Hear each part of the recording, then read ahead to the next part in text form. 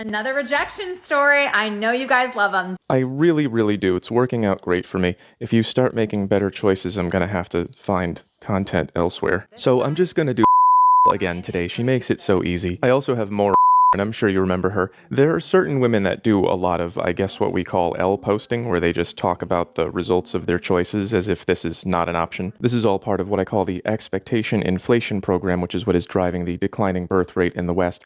It starts with Disney movies where a beast buys you a library, and then you get old enough for Sex in the City, where women who make constant sex mistakes are your only role models, and then you get bonus points for a high-paying job, but you pretend you earned it on merit, at which point you are fully liberated or hypergamy maxed. And then when you hit 30, you raise your standards for some reason. Not that I believe in the wall. I'm going to do a video on the wall. It's not real. And when that doesn't work, you get just one cat, just to try it out.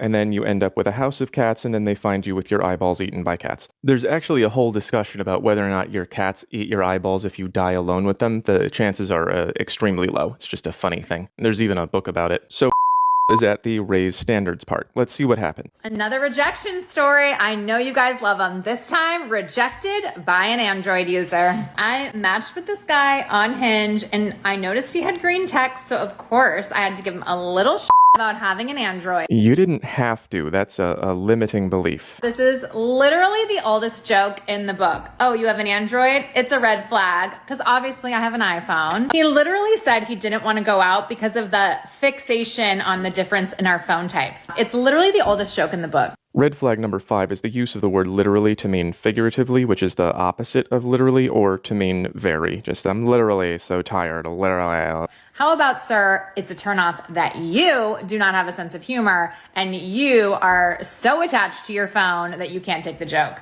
Here again is another opportunity for a choice. You made fun of the guy, and he didn't like it, so he backed out, and you could have stopped doing it for next time, or you could just blame him for not liking it to protect yourself from, I don't know, from change. This again is intransigence. So what's with the whole Android iPhone thing? Well, I did a very small amount of research, and it appears that Android is most of the market. Most people have them.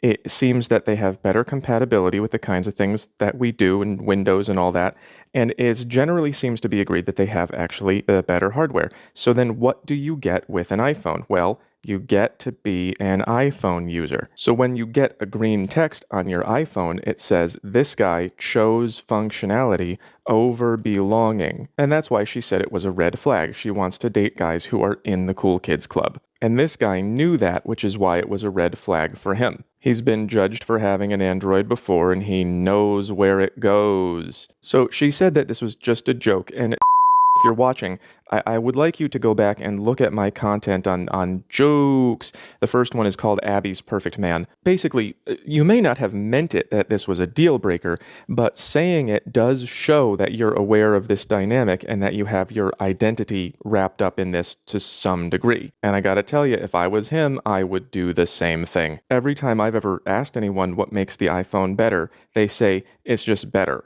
And then I go, well, what is better about it? And they go, it's just better. It's literally better. And when that happens, I'm getting out. Because that means that you either don't know or won't admit why you make choices. And I don't want this to be the rest of my life. Before I go, I just want to mention, I make a lot of these videos about things that women say and do, good, bad, and neutral. And I get a lot of good comments, but also sometimes they get pretty negative. And I don't want you to do that. It actually makes things harder for me. I just want people to be more conscious of the motivations for their behaviors and the results of their behaviors, and to make better choices. And better choices don't get an audience of 500,000. But don't worry, I will not run out of content.